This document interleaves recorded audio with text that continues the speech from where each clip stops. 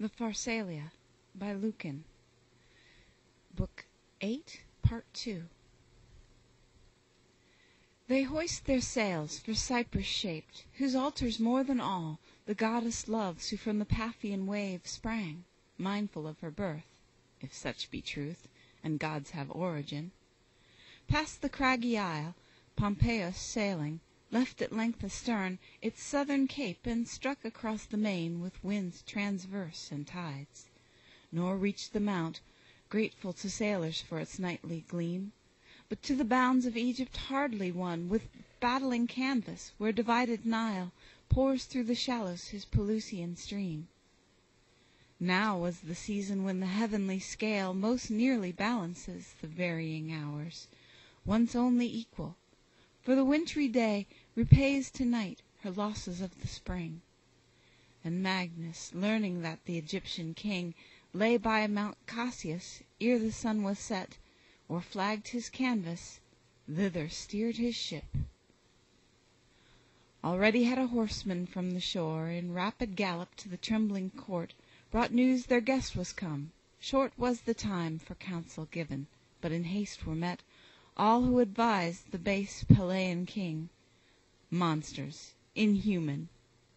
There Achorius sat, less harsh in failing years, in Memphis born, of empty rites, and guardian of the rise of fertilizing Nile.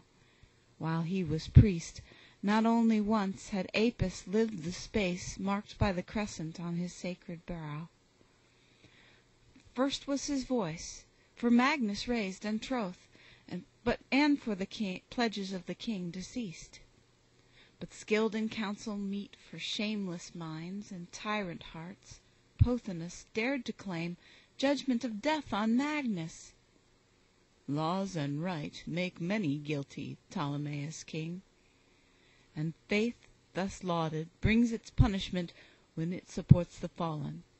To the fates yield thee, and to the gods the wretched shun, but seek the happy. As the stars from earth differ, and fire from ocean, so from right expedience. The tyrant shorn of strength, who ponders justice, and regard for right, brings ruin on a throne. For lawless power the best defense is crime, and cruel deeds find safety but in doing. He that aims at piety must flee the regal hall. Virtue's the bane of rule. He lives in dread who shrinks from cruelty. Nor let this chief, unpunished, scorn thy youth, who thinks that thou, not even the conquered from our shore canst bar, nor to a stranger, if thou wouldst not reign, resign thy sceptre for the ties of blood. Speak for thy banished sister. Let her rule o'er Nile and Pharos. We shall at the least preserve our Egypt from the Latian arms. What Magnus owned not ere the war was done, nor no more shall Caesar. Driven from all the world, trusting no more to fortune, now he seeks some foreign nation which may share his fate. Shades of the slaughtered in the civil war compel him. Nor from Caesar's arms alone, but from the Senate also does he fly, whose blood outpoured has gorged the Thessalian fowl.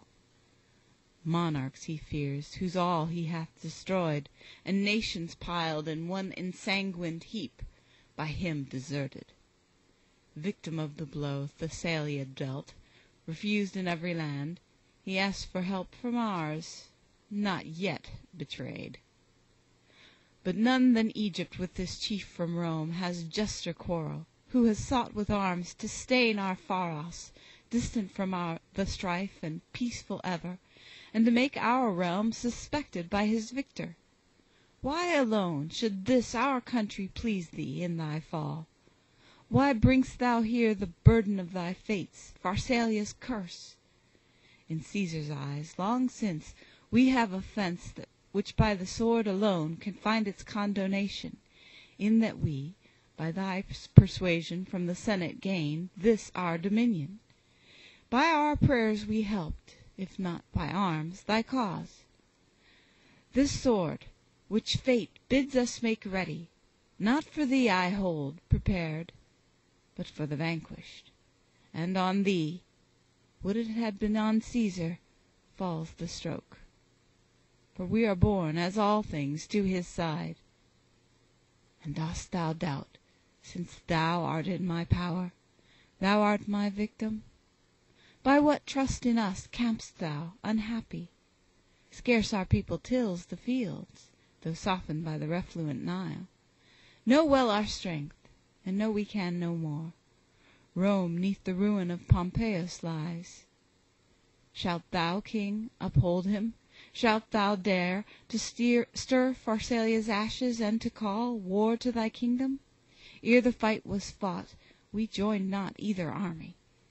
Shall we now make Magnus friend whom all the world deserts, and fling a challenge to the conquering chief and all his proud successes? Fair is help lent in disaster, yet reserved for those whom fortune favors. Faith her friend selects, not from the wretched. They decree the crime. Proud is the boyish tyrant that so soon his slaves permit him to so great a deed to give his favoring voice, and for the work they choose Achilles. Where the treacherous shore runs out in sand below the Cassian mount, and where the shallow waters of the sea attest the Syrtes near, in little boat, Achilles and his partners in the crime with swords embark. Ye gods! And shall the Nile and barbarous Memphis and the effeminate crew that throngs Pelusian Canopus raise its thoughts to such an enterprise? Do thus our fates press on the world? Is Rome thus fallen, that in our civil phrase the Phaxian sword finds place, or Egypt? Oh, may civil war be thus far faithful, that the hand which strikes be of our kindred, and the foreign fiend held worlds apart. Pompeius, great in soul, noble in spirit, had deserved a death from Caesar's self. And, king, hast thou no fear at such a ruin of so great a name? And dost thou dare, when heaven's high thunder rolls, thou, puny boy, to mingle with its tones thine impure utterance? Had he not won a world by arms, and thrice in triumph scaled the sacred Capitol, and vanquished kings, and championed the Roman Senate's cause? He, kinsman of the victor? 'Twas enough to cause forbearance in a Pharian king, that he was Roman. Wherefore with his sword dost stab our breasts? Thou know'st not, impious boy, how stand thy fortunes. Now no more by right hast thou the scepter of the land of Nile. For prostrate, vanquished in the civil wars, is he who gave it. Furling now his sails, Magnus with care approached the cursed land, when in their little boat the murderous crew drew nigh, and feigning from the Egyptian court a ready welcome, blamed the double tides broken by shallows and their scanty beach unfit for fleets, and bade him to their craft, leaving his loftier ship. Had not the fates, eternal and unalterable laws, called for their victim and decreed his end, now near at hand, his comrade's warning voice yet might have stayed his course. For if the court, to Magnus, who bestowed the Pharian crown, in truth were open, should not king and fleet in pomp have come to greet him? But he yields. The fates compel. Welcome to him was death rather than fear. But rushing to the side, his spouse would follow, for she dared not stay, fearing the guile. Then he, "Abide, my wife and son, I pray you, from the shore afar, await my fortunes. Mine shall be the life to test their honor." But Cornelia still withstood his bidding, and with arms outspread, frenzied, she cried, "And whither without me, cruel, departest? Thou forbadst me share of thy risked Thessalian.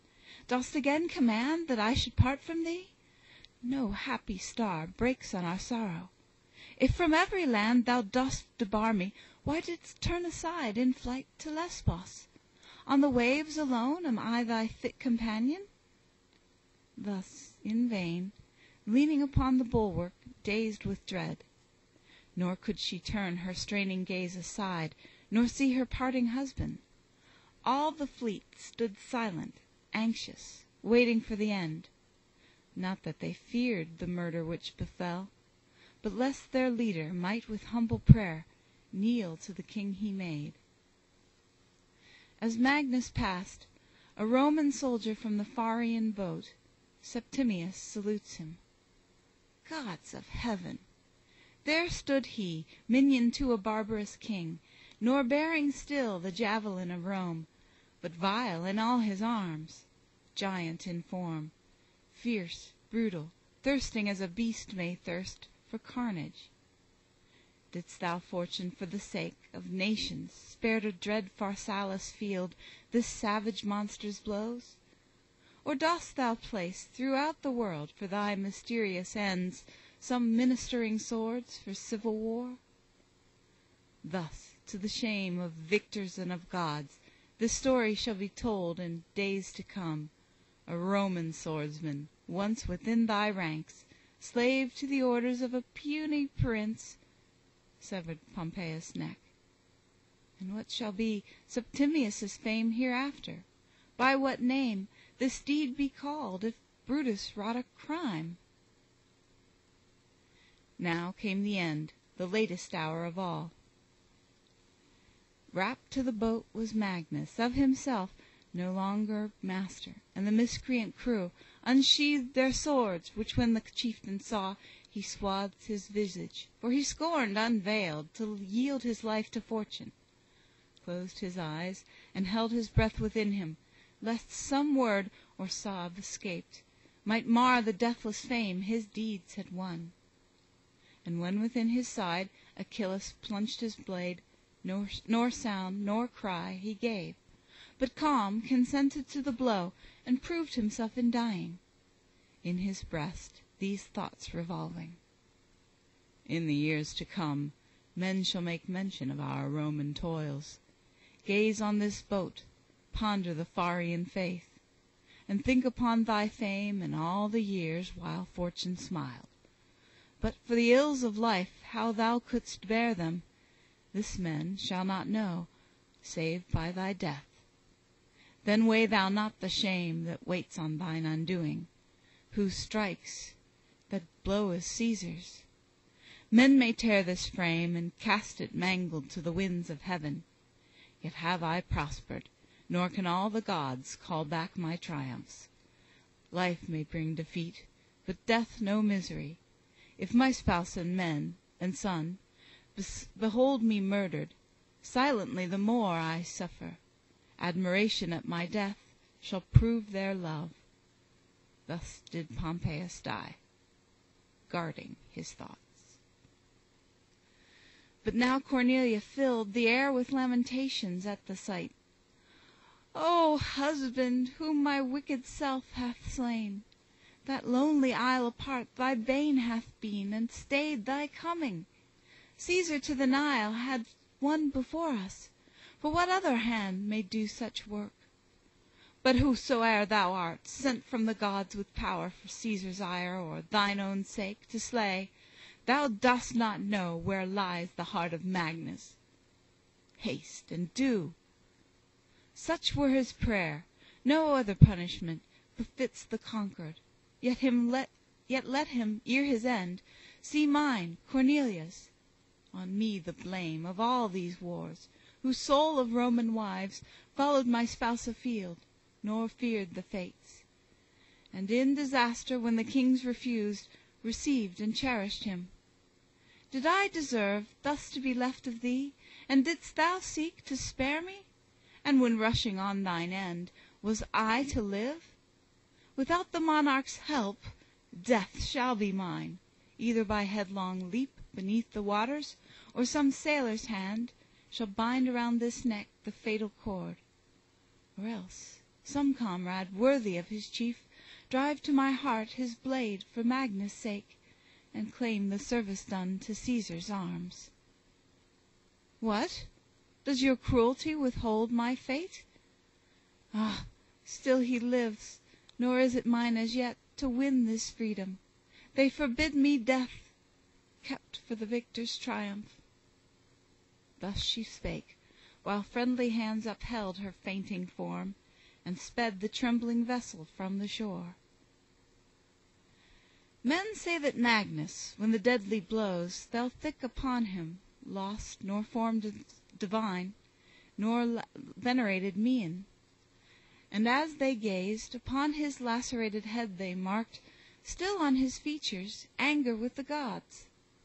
Nor death could change his visage, for in act of striking, fierce Septimius' murderous hand, thus making worse his crime, severed the folds that swathed the face, and seized the noble head and drooping neck, ere yet was fled the life. Then placed upon the bench, and with his blade, slow at its hideous task, and blows unskilled, hacked through the flesh, and brake the knotted bone. For yet man had not learned by swoop of sword deftly to lop the neck. Achilles claimed the gory head dissevered. "What, shalt thou, a Roman soldier, while thy blade still yet reeks from Magnus' slaughter, play the second part to this base varlet of the Pharian king, nor bear thyself the bleeding trophy home?"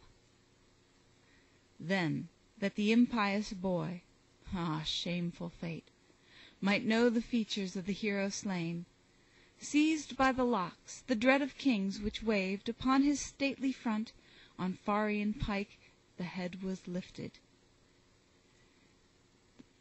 while almost the life gave to the tongue its accents, and the eyes were yet scarce glazed. That head at whose command was peace or war, that tongue whose eloquent tones would move assemblies, and that noble brow on which were showered the rewards of Rome. Nor to the tyrant did the sight suffice to prove the murder done. The perishing flesh, the tissues, and the brain he bids remove by art nefarious. The shriveled skin draws tight upon the bone, and poisonous juice gives to the face its lineaments in death.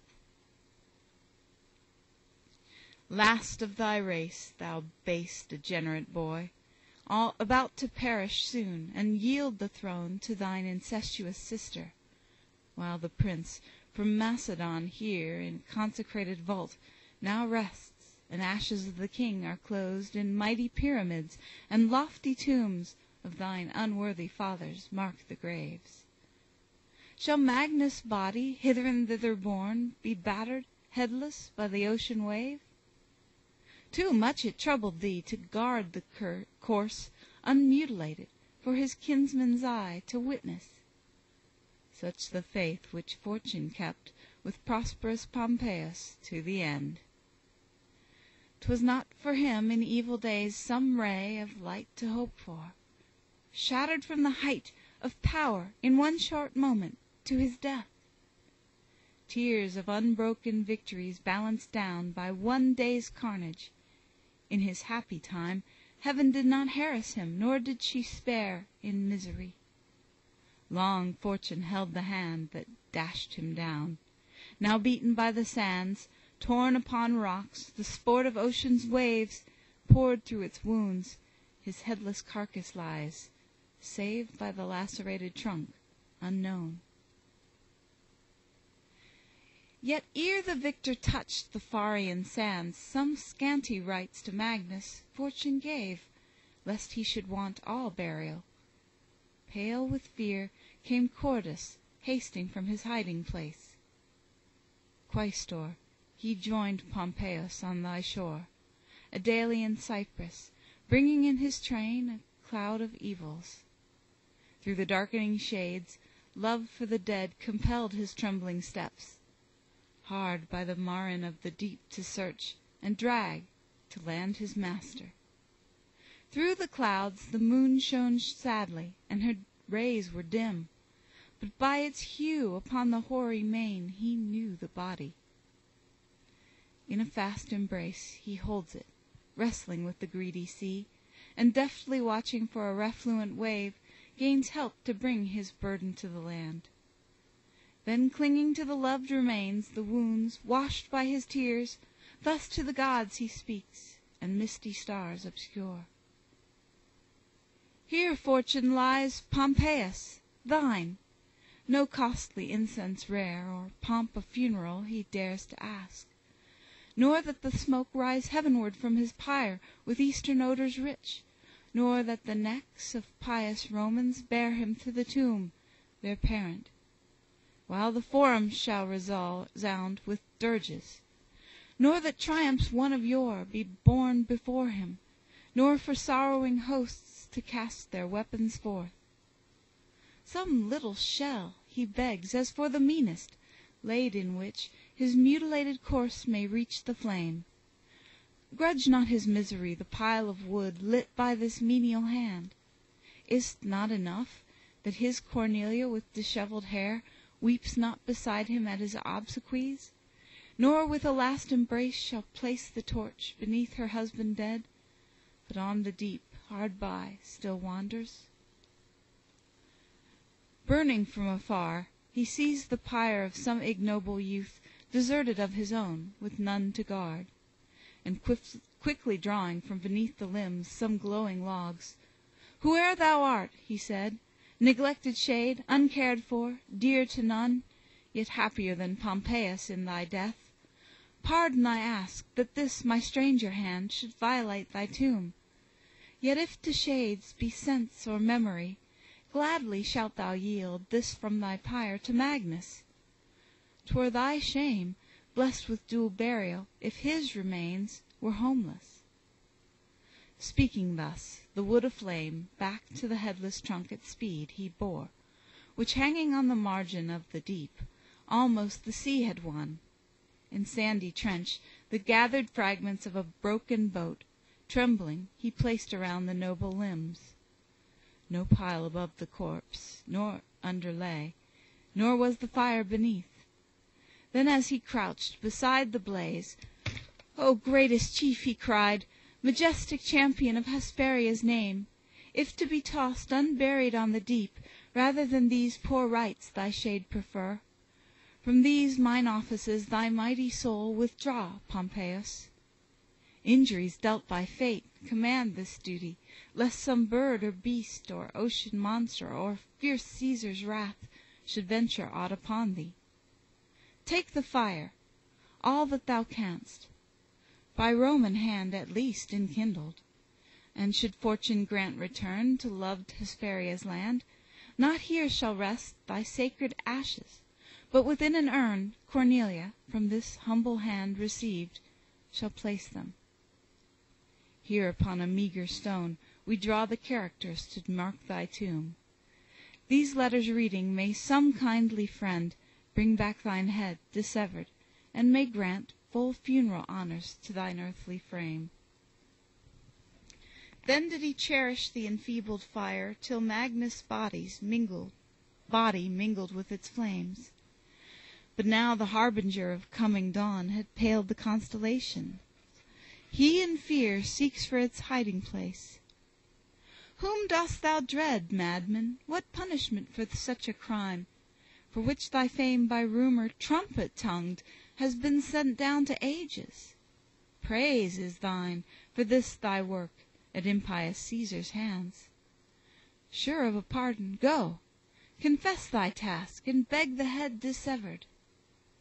But his work was still unfinished, and with pious hand, fearing some foe, he seizes on the bones, now half consumed, and sinews, and the wave pours in upon them, and in shallow trench commits them to the earth. And lest some breeze might bear away the ashes, or by chance some sailor's anchor might disturb the tomb, a stone he places, and with stick half burned traces the sacred name, "Here Magnus lies." And art thou, Fortune, pleased that such a spot should be his tomb, which even Caesar's self had chosen, rather than permit his corse to rest unburied? Why with thoughtless hand confine his shade within the narrow bounds of this poor sepulchre, where the furthest sand hangs on the margin of the baffled deep? Cabined he lies, Yet where the Roman name is known, and empire, such in truth shall be the boundless measure of his resting place. Blot out this stone, this proof against the gods. Oeta finds room for Hercules alone, and Nysa's mountain for the Bromian god. Not all the lands of Egypt should suffice for Magnus dead. And shall one Pharian stone mark his remains? Yet should no turf disclose his title, peoples of the earth would fear to spurn his ashes, and the sands of Nile no foot would tread. But if the stone deserves so great a name, then add his mighty deeds. Write Lepidus conquered, and the Alpine war, and fierce Sertorius by his aiding arm o'erthrown, the chariots which as night he drove, Cilician pirates driven from the main, and commerce safe to nations, eastern kings defeated, and the barbarous northern tribes. Write that from arms he ever sought the robe. Write that content upon the Capitol thrice only triumphed he, nor asked his due. What mausoleum were for such a chief a fitting monument? This paltry stone records no syllable of the lengthy tale of honors, and the name which men have read upon the sacred temples of the gods, and lofty arches built of hostile spoils. On desolate sands here marks his lowly grave, with characters uncouth, such as the glance of passing traveller or Roman guest might pass unnoticed. Thou Egyptian land, by destiny foredoomed to bear a part in civil warfare, not unreasoning sang high Cumae's prophetess, when she forbade the stream Pelusian to the Roman arms, and all the banks which in the summer tide are covered by his flood. What grievous fate shall I call down upon thee? May the Nile turn back his water to his source, thy fields want for the winter rain, and all the land crumble to desert wastes. We in our fanes have known thine Isis and thy hideous gods, half hounds, half human, and the drum that bids to sorrow, and Osiris, whom thy dirge proclaims for man. Thou Egypt, in thy sand our dead containest. Nor, though her temples now serve a proud master, yet has Rome required Pompeius' ashes. In a foreign land still lies her chief. But though men feared at first the victor's vengeance, now at length receive thy Magnus' bones, if still the restless wave hath not prevailed upon that hated shore. Shall men have fear of tombs, and dread to move the dust of those who should be with the gods? Oh, may my country place the crime on me, if crime it be, to violate such a tomb of such a hero, and to bear his dust home to Ausonia. Happy, happy he who bears such holy office in his trust. Haply, when famine rages in the land, or burning southern winds, or fire abounds, and earthquake shocks, and Rome shall pray an end from angry heaven, by the gods' command, in council given, shalt thou be transferred to thine own city, and the priests shall bear thy sacred ashes to their last abode. Who now may seek beneath the raging crab, or hot Syene's waste, or Thebes athirst, under the rainy Pleiades, or to gaze on Nile's broad stream, or whose may exchange on the Red Sea, or in Arabian ports, some eastern merchandise, shall turn in awe to view the venerable stone that marks thy grave, Pompeius, and shall worship more thy dust commingled with the arid sand, thy shade, though exiled, than the fane upreared on Cassius' mount to Jove. In temples shrined and gold thy memory were viler deemed. Fortune lies with thee in thy lowly tomb, and makes thee rival of Olympus' king. More awful is that stone by Libyan seas lashed than our conquerors' altars.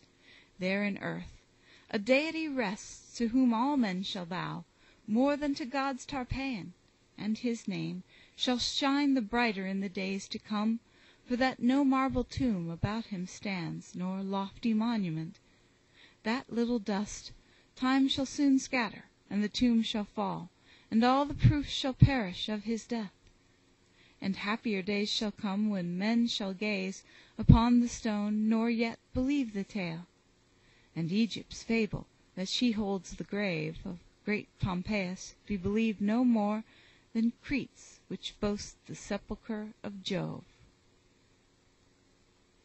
End of Book 8.